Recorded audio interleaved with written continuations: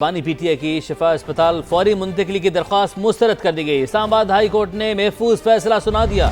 اسلام آباد high court کا نیا میڈیکل بورڈ تشکیل دینے کا حکم، بانی کے چیک اپ کے لیے چیف کمشنر تشکیل دیں۔ عدالت نے بانی پی ٹی آئی کے طبی معائنے کا حکم بھی دے دیا۔ مزید جانتے ہیں سما کے نمائندے شہزاد احمد سے۔ جی شہزاد، بتائیے گا کیا تفصیلات ہیں؟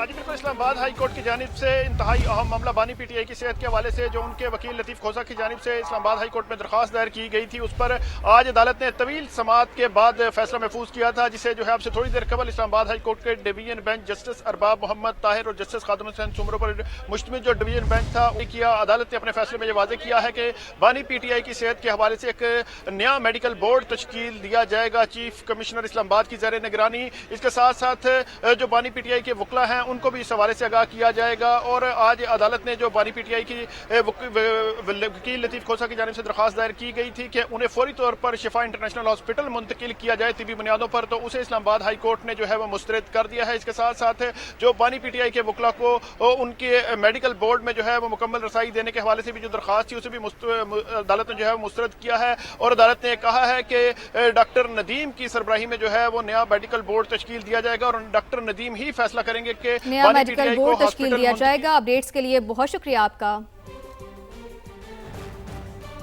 190 ملین پاؤنڈ کیس میں بانی پی ٹی آئی کی سزا معطلی کی درخواست، اسلام آباد ہائی کورٹ میں درخواست 31 مارچ کو سماعت کے لیے مقرر کر دی گئی ہے۔ پی ٹی آئی وکلا کو بھی آگاہ کر دیا گیا ہے۔ ذرائع کے مطابق یہ بتایا گیا ہے 190 ملین پاؤنڈ کیس میں بانی پی ٹی آئی کی سزا معطلی کی درخواست اسلام آباد ہائی کورٹ میں درخواست 31 مارچ کو سماعت کے لیے مقرر کر دی گئی ہے۔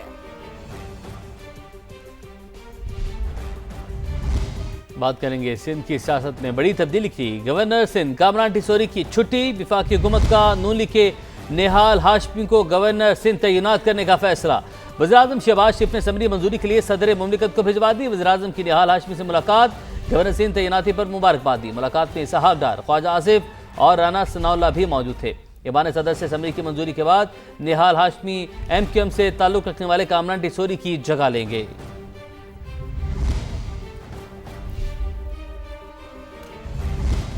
گورنر سندھ کی تبدیلی پر فاروق ستار ناراض ہو گئے، کہا گورنرشپ ایم کیو ایم کا حق ہے، ایسے یک طرفہ فیصلے کے بعد حکومت میں رہنے کا کوئی جواز نہیں، ہمیں فی الفور وفاقی حکومت سے باہر آ جانا چاہیے۔ ایم کیو ایم پاکستان مسلم لیگ نون کی حلیف جماعت ہے، گورنرشپ ایم کیو ایم کا حق ہے، ہمیں اس سے محروم کیا جا رہا ہے۔ روایت رہی ہے کہ سندھ کا گورنر ایم کیو ایم کا ہوتا ہے۔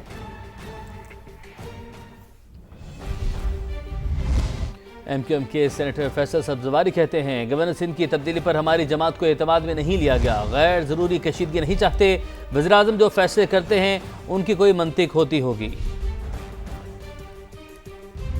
ابھی تو میں میٹنگ سے نکل کر آ رہا ہوں، میٹنگ میں آنے سے پہلے میری ڈاکٹر خالد مقبول صدیقی صاحب جو چیئرمین ہیں ایم کیو ایم کے، ان سے میں نے رابطہ کیا تھا، تو انہوں نے بتایا کہ اس وقت یہ فیصلہ کیا گیا ہے کامران ٹیسوری صاحب کو ہٹانے کا اور نہال ہاشمی صاحب کو لگانے کا، اس پر تو ہمیں اس وقت اعتماد میں نہیں لیا گیا تھا۔ اب یقیناً ابھی ہم آپس میں گفتگو کریں گے اور دیکھتے ہیں کہ اس کو کس طریقے سے ہم نے ڈیل کرنا ہے۔ آپ سمجھتے ہیں اس سے سیاسی جو صورتحال ہے اس میں کوئی کشیدگی وغیرہ ہوگی؟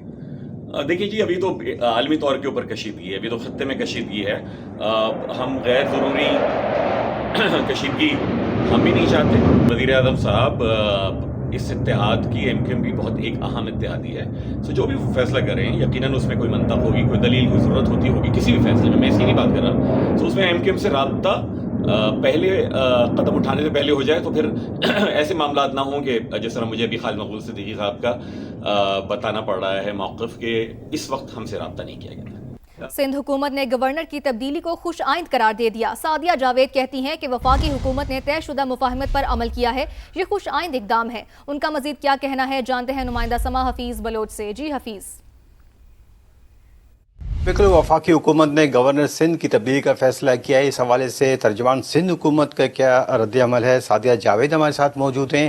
یہ پیپلز پارٹی کی پریشر کی وجہ سے گورنر سندھ کو ہٹانا وفاقی حکومت نے مناسب سمجھا، یا ایم کیو ایم کے اندرونی اختلافات کی وجہ سے یہ ہوا؟ آپ کیا سمجھتی ہیں؟ ظاہر سی بات ہے، پاکستان پیپلز پارٹی اور مسلم لیگ نون جب یہ حکومت قائم ہوئی تھی تو ایک باہمی رضامندی یا ایک میوچول انڈرسٹینڈنگ ہوئی تھی کہ دو صوبوں میں گورنر جو ہے وہ پاکستان پیپلز پارٹی کے ہوں گے اور 2 صوبوں میں گورنر مسلم لیگ نون کے ہوں گے.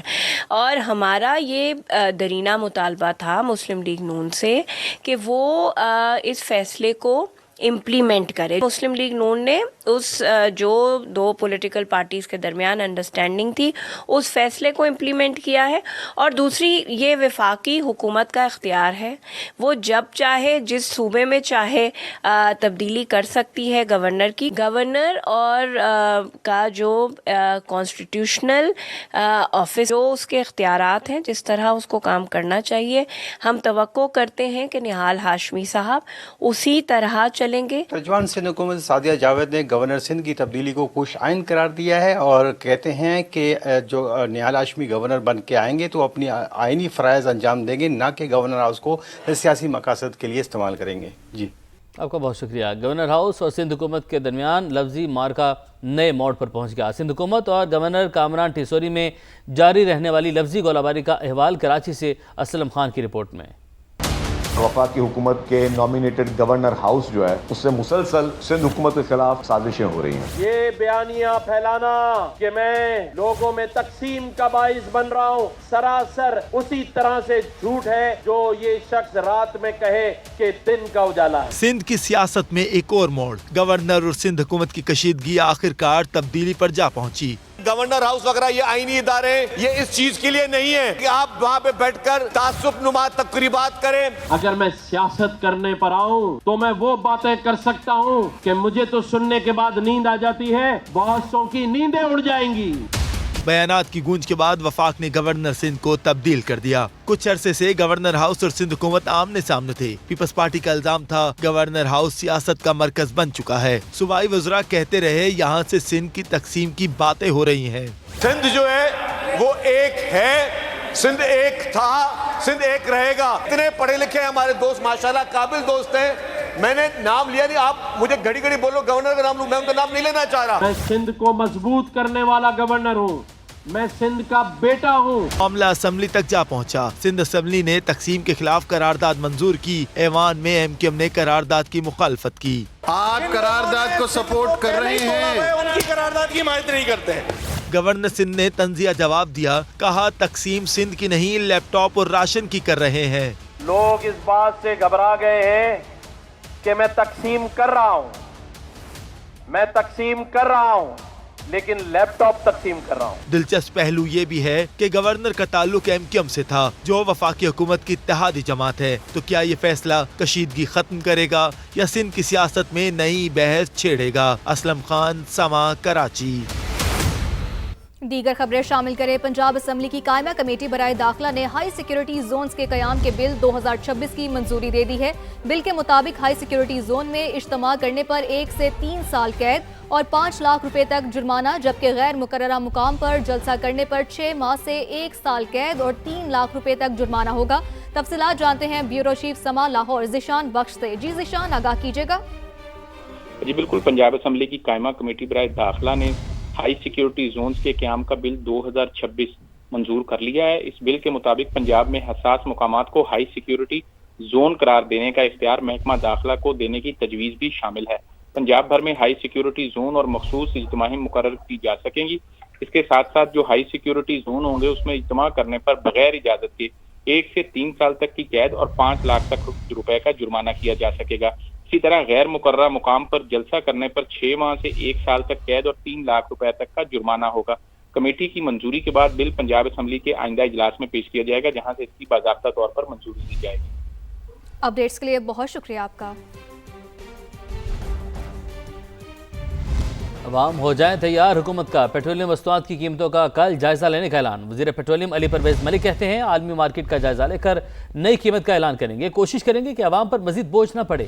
سینٹ کی قائمہ کمیٹی برائے خزانہ میں پیٹرولیم مصنوعات کی قیمتیں بڑھائے جانے پر سخت تنقید. ارکان نے کہا حکومت نے غریبوں سے پیسے لے کر امیروں کی جیب میں ڈال دیے. مزید جانتے ہیں اسلام آباد سے نمائندہ سما شکیل احمد ہمارے ساتھ موجود ہیں. شکیل، دیکھا کمیٹی میں مزید کیا کارروائی ہوئی؟ देखिए, सेनेट की कायमा कमेटी खजाना का इजलास हुआ जिसमें वफाकी वजीर खजाना मोहम्मद औरंगजेब और वजीर पेट्रोलियम अली परवेज मलिक ने वीडियो लिंक के जरिए शिरकत की, जबकि वजीर मुमलकत खजाना बिलाल कियानी मौजूद थे इजलास में।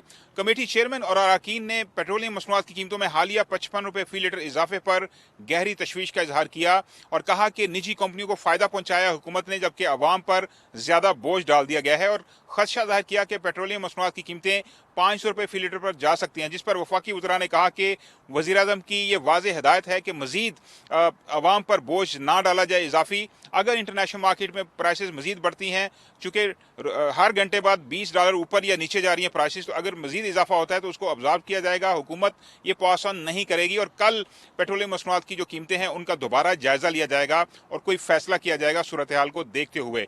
लेकिन यह भी बताया गया कि सऊदी अरब पाकिस्तान की मदद कर रहा है, लेकिन वहाँ से ऑयल आने में 20 दिन लगते हैं। पहले ओमान आएगा और उसके बाद पाकिस्तान छोटे जहाज़ों पर वो फ्यूल जो है, ऑयल जो है वो शिफ्ट किया जाएगा। लेकिन ईरान से LPG की इंपोर्ट जारी है, लेकिन जो LNG है कतर से, उसकी सप्लाई तातुल का शिकार है।